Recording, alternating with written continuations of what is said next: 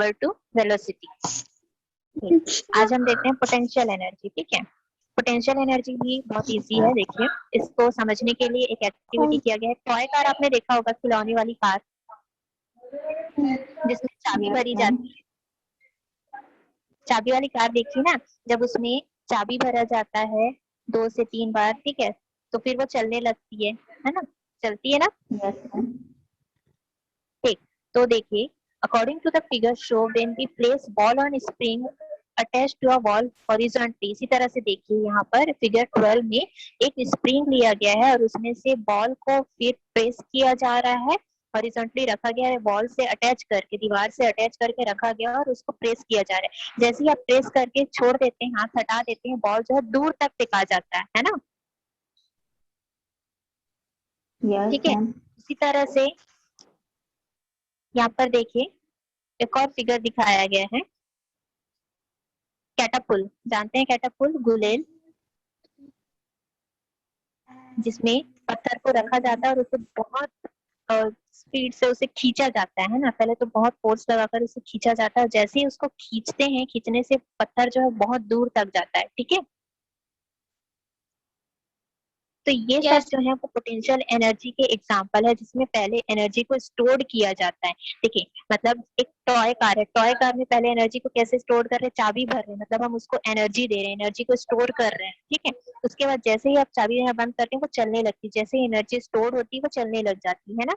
और इसी तरह से जब आप बॉल को प्रेस करते हैं, स्प्रिंग में बॉल को प्रेस करते हैं, मतलब आप एनर्जी दे रहे हैं, उसको फोर्स दे रहे हैं। ठीक है, एनर्जी देने से जैसे ही आप उसको छोड़ देते हैं, वो बॉल जो है वो दूर तक फेंका जाती है। ठीक, उसी तरह से गुलेल में भी आप गुलेल में स्टोन रखकर खींचते हैं। ठीक, मतलब यहाँ पर एनर्जी स्टोर हो रही है, जैसे ही आप एनर्जी देना बंद करते हैं, वो दूर तक चले जाती है, मोशन करती है। ठीक है, तो इस स्टोर्ड एनर्जी को ही, जिसमें आप एनर्जी को स्टोर करते हैं, उसे ही उसकी वजह से जो मोशन होता है, ठीक है, उसे ही हम पोटेंशियल एनर्जी कहते हैं। और ये जो एनर्जी स्टोर होती है वो किसकी वजह से होती है, वर्क डन की वजह से होती है। जब आप कोई काम करते हैं, जब आप काम करते हैं तभी कोई एनर्जी स्टोर होती है ना। जैसे कि आप कार में जो चाबी दे रहे हैं, वो भी एक काम ही है, वर्क कर रहे हैं वहां पे, तो वर्क डन हो रहा है वहां पे, तो वर्क डन की वजह से ही एनर्जी स्टोर हो रही है। ठीक, तो इसी स्टोर्ड एनर्जी को ही क्या कहा जाता है, पोटेंशियल एनर्जी कहा जाता है। तो therefore the energy stored in an object due to its position is called its potential energy। इस तरह से पोटेंशियल एनर्जी किसे कहेंगे, किसी ऑब्जेक्ट में उसके पोजीशन की वजह से जो एनर्जी स्टोर होती है उसे ही पोटेंशियल एनर्जी कहते हैं। और ये जो एनर्जी होती है, ये एक फॉर्म से दूसरे फॉर्म में चेंज होती है, जिसके वजह से कोई भी जो ऑब्जेक्ट होता है वो वर्क कर सकता है। ठीक है, when you press a ball against the spring you are bringing a change in the position of the spring. अगर आप बॉल को स्प्रिंग के अगेंस्ट प्रेस करते हैं, ठीक है, स्प्रिंग के अपोजिट प्रेस करेंगे, तो आप देखेंगे कि स्प्रिंग के पोजीशन में भी चेंजेस हो जाते हैं। This energy gets stored in the spring in the form of potential energy. इस तरह से स्प्रिंग में जो एनर्जी स्टोर होती है वो किसके रूप में स्टोर होती है, पोटेंशियल एनर्जी के रूप में स्टोर होती है। This get convert converted into kinetic energy and allow the spring to throw away the ball. इस तरह से जब आप पोटेंशियल एनर्जी देते हैं, किसी भी ऑब्जेक्ट में एनर्जी स्टोर होती है, जिसकी वजह से मोशन होता है, मोशन हो रहा है, मतलब ये जो एनर्जी है वो किस में चेंज हो जाती है, काइनेटिक एनर्जी में चेंज हो जाती है।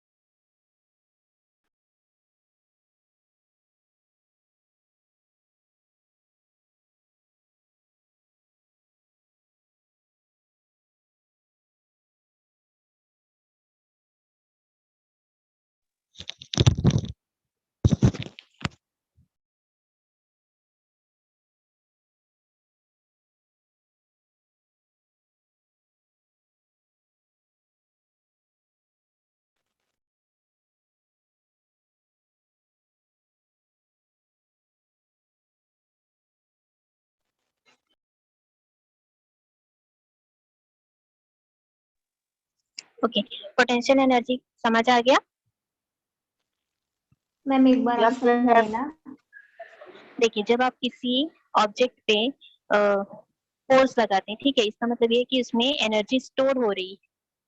जैसे कि एक टॉय कार है, टॉय कार में आप चाबी भर रहे हैं, है ना, तो इसका मतलब कि उसमें एनर्जी स्टोर होते जा रही है, ठीक है। उसके बाद जैसे ही आप चाबी देना बंद कर देते हैं, भरना बंद कर देते हैं, वो मोशन करना स्टार्ट करता है ना। Yes ma'am. ठीक है, जिसके जिससे क्या पता चलता है कि ये जो पोटेंशियल एनर्जी है वो किस में चेंज हो जा रही है, काइनेटिक एनर्जी में चेंज हो जा रही है। तो जो स्टोर्ड एनर्जी होती है, जब आप कोई भी वर्क करते हैं जिसकी वजह से किसी ऑब्जेक्ट पर एनर्जी स्टोर होती है, तो उस एनर्जी को पोटेंशियल एनर्जी कहा जाता है, ठीक है। Yes ma'am. Yes ma'am. Okay, अब यहाँ पर हम देखते हैं पोटेंशियल एनर्जी के बारे में समझ लिया। अब हम देखते हैं ग्रेविटेशनल पोटेंशियल एनर्जी। ग्रेविटेशन हमने पढ़ा है, यस मैम। ग्रेविटेशन सबको समझ में आता है ना। Yes ma'am. ठीक है, ग्रेविटेशनल पोटेंशियल एनर्जी क्या होता है, चलिए देखते हैं। When we place an object above the surface of Earth, the potential energy of that object increases. देखिए, अर्थ के सरफेस से अगर कोई ऑब्जेक्ट को आप जैसे जैसे ऊपर लेकर जाते जाते हैं, उसका जो पोटेंशियल एनर्जी है वो बढ़ते जाता है, ठीक है।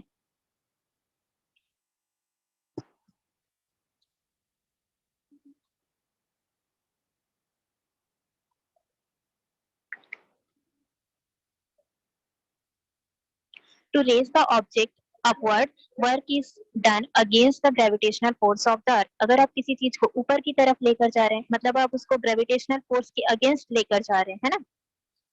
क्लियर है। अगर आप किसी भी चीज को ऊपर, क्योंकि ग्रेविटेशनल फोर्स में क्या होता है, कोई भी चीज नीचे की तरफ आती है ना। अगर आप किसी चीज को ऊपर की तरफ फेंक रहे हैं तो ग्रेविटेशनल फोर्स की वजह से वो नीचे की तरफ आएगी। लेकिन अगर वो ऊपर की तरफ जा रही है, मतलब वो ग्रेविटेशनल फोर्स के अपोजिट जा रही है, ग्रेविटेशनल फोर्स के अगेंस्ट जा रही है ना। The work done to raise the object to a certain height is stored as its potential energy. आप जो वर्क कर रहे हैं, मतलब आप वर्क क्या कर रहे हैं कि ऑब्जेक्ट को आप ऊपर की तरफ लेकर जा रहे हैं, और पोटेंशियल एनर्जी किसकी वजह से स्टोर होती है, वर्क डन की वजह से स्टोर होती है। तो आप वर्क कर रहे हैं और उस ऑब्जेक्ट को अर्थ सरफेस से ऊपर लेकर जा रहे हैं, जिसकी वजह से उसमें पोटेंशियल एनर्जी स्टोर होते जा रही है। So the energy stored due to work done against gravitational force is called gravitational potential energy. Gravitational potential energy किसे कहेंगे, जब आप किसी ऑब्जेक्ट को अर्थ के सरफेस से ग्रेविटेशनल फोर्स के अगेंस्ट, ठीक है, ग्रेविटेशनल फोर्स के अगेंस्ट ऊपर लेकर जा रहे हैं, तो उसका मतलब है कि उसमें एनर्जी स्टोर हो रही है और वर्क डन की वजह से एनर्जी स्टोर हो रही है ना। तो किसी ऑब्जेक्ट में वर्क डन के वजह से ग्रेविटेशनल फोर्स के अगेंस्ट एनर्जी का स्टोर होना ग्रेविटेशनल पोटेंशियल एनर्जी कहलाता है। क्लियर है। Yes ma'am. समझ आ गया gravitational potential energy. If some force is needed, so raise an object of mass m upwards, the minimum required force will be equal to the weight mg of the object. अगर किसी object को ऊपर उठाने के लिए force की जरूरत है, ठीक है, जिसका मास क्या है, m है, ठीक है, ऑब्जेक्ट का मास क्या है, m है, तो उसको ऊपर उठाने के लिए जितने मिनिमम फोर्स की जरूरत होगी वो उस ऑब्जेक्ट के वेट के इक्वल होगी। The energy stored in the object increases according to the work done in raising it. जैसे जैसे आप ऑब्जेक्ट को ऊपर की तरफ उठाते जाएंगे, उसमें एनर्जी जो स्टोर होती जाएगी वो इंक्रीज होती जाएगी, ठीक है, पोटेंशियल एनर्जी इंक्रीज होती जाएगी। Suppose that the work done against gravitational force to raise the object to a height h is w। मान लीजिए कि आप वर्क डन करके किसी भी ऑब्जेक्ट को अर्थ के सरफेस से ऊपर लेकर जा रहे हैं, ग्रेविटेशनल फोर्स के अगेंस्ट लेकर जा रहे हैं, हाइट क्या है, h है, और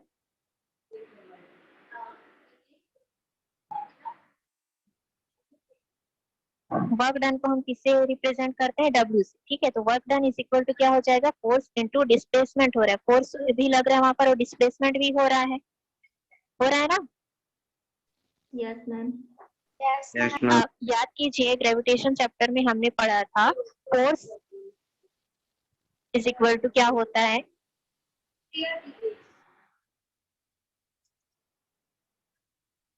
फोर्स इज इक्वल टू क्या होता है? सबसे पहले ये बताइए, फोर्स इज इक्वल टू क्या होता है?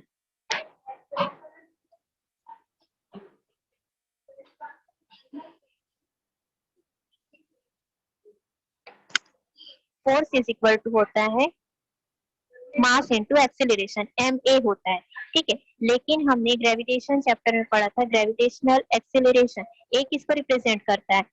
एक्सेलरेशन को रिप्रेजेंट करता है, ठीक। तो हमने ग्रेविटेशन चैप्टर में पढ़ा था ग्रेविटेशनल एक्सेलरेशन के बारे में, जिसको डिनोट किया जाता है जी से, ठीक है। तो यहाँ पर भी हम ग्रेविटेशनल के बारे में पढ़ रहे हैं, इसलिए ए की जगह पर क्या हो जाएगा? जी हो जाएगा यहाँ पर, ठीक। तो फोर्स इज इक्वल टू क्या हो गया? एम जी, और डिस्प्लेसमेंट क्या है? डिस्प्लेसमेंट है एच, इसलिए फॉर्मूला क्या हो जाएगा? एम जी एच, ठीक है। M is equal to mass, G is equal to gravitation, और H is equal to height, जो डिस्प्लेसमेंट हो रहा है। Since the work done on the object is mgh, मतलब वर्क डन जो हो रहा है ऑब्जेक्ट में वो क्या है? mgh है। तो पोटेंशियल एनर्जी क्या हो जाएगा ऑब्जेक्ट का? वो भी mgh ही होगा, ठीक है। क्योंकि अभी हमने पढ़ा कि वर्क डन किसके इक्वल होता है, सॉरी, जो फोर्स लगाया जाता है वो किसके इक्वल होता है? उस ऑब्जेक्ट के वेट के इक्वल होता है करके पढ़ा था, है ना। तो पोटेंशियल एनर्जी, किसी ऑब्जेक्ट का पोटेंशियल एनर्जी जो होगा वो वर्क डन के इक्वल हो जाएगा। तो यहाँ पर हम पोटेंशियल एनर्जी को कैसे लिख सकते हैं? काइनेटिक एनर्जी को हम रिप्रेजेंट करते हैं ई के से, तो पोटेंशियल एनर्जी को रिप्रेजेंट करेंगे ई पी से। ई मतलब एनर्जी, पी मतलब पोटेंशियल, ठीक है। तो क्या हो जाएगा? E P is equal to M G H, ये किसका फॉर्मूला है? पोटेंशियल एनर्जी का फॉर्मूला है, ठीक है। क्लियर है सभी को? काइनेटिक एनर्जी और पोटेंशियल एनर्जी का फॉर्मूला याद रखेंगे, ठीक है। अब यहाँ पर देखिए एग्जांपल दिए हुए हैं, न्यूमेरिकल क्वेश्चन है, इसको सॉल्व करना है। Example 7, a body of mass 50 kg is raised to a height of 8 meter above the earth surface. Calculate the energy stored in this object. Here g is equal to 9.8 meter per second square. देखिए किसी object का जो मास है वो 50 kg है, ठीक है। उसे अर्थ के सरफेस से 8 मीटर के ऊपर हाइट तक लेकर जाया जा रहा है। तो हमें उसमें क्या निकालना है? स्टोर्ड एनर्जी निकालना है, पोटेंशियल एनर्जी निकालना है, जहां पर जी का वैल्यू क्या होता है? जी इज इक्वल टू होता है 9.8 मीटर पर सेकेंड स्क्वायर, ठीक है। ये जी का वैल्यू होता है, ठीक। अब यहाँ पर देखिए आपको क्या क्या दे दिया गया है? मास ऑफ एन ऑब्जेक्ट दिया गया है, डिस्प्लेसमेंट दे दिया है 8 मीटर, ग्रेविटेशनल एक्सेलरेशन का वैल्यू दे दिया गया है 9.8 मीटर पर सेकेंड स्क्वायर, ठीक। और पोटेंशियल एनर्जी का फॉर्मूला आपको लगाना है। पोटेंशियल एनर्जी का फॉर्मूला क्या हो जाएगा? E P is equal to M G H, ठीक। एम का वैल्यू दे दिया गया है 50, जी का वैल्यू दिया हुआ है 9.8, और हाइट कितना दिया हुआ है? 8, ठीक है। कैलकुलेट करने से आंसर क्या आ जाएगा? 3920 joule.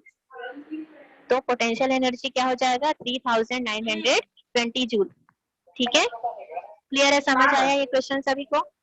Yes ma'am.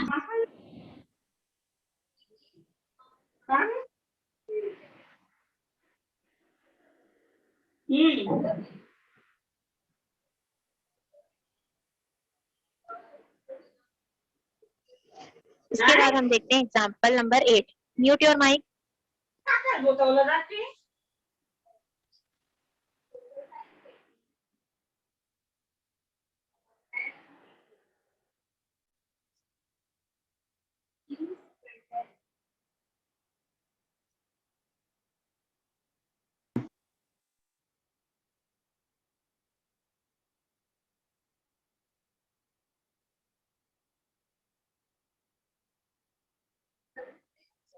Question number 8 दिख रहा है सभी को? Example 8। Yes A body of mass 5 kg is placed at a certain height from the earth surface of earth. एक 5 kg मास का कोई ऑब्जेक्ट है जिसे अर्थ के सरफेस से कुछ हाइट पे रखा गया है, ठीक है। अगर पोटेंशियल एनर्जी 400 जूल है, पोटेंशियल एनर्जी दे दिया है आपको, ठीक है। अगर पोटेंशियल एनर्जी 400 जूल है तो आपको उस ऑब्जेक्ट का हाइट निकालना है with the respect to the earth, ठीक है। और जी कितना है? 9.8 मीटर पर सेकंड स्क्वायर। अब देखिए यहाँ पर मास दे दिया है आपको 5 kg, हाइट आपको निकालना है, और पोटेंशियल एनर्जी दिया हुआ है mgh is equal to 400 joule. Gravitational acceleration का वैल्यू दे दिया गया है 9.8 मीटर पर second square. Potential energy of object E P is equal to क्या हो जाएगा 400 जूल। ठीक, तो अब हम वैल्यू रखते जाएंगे।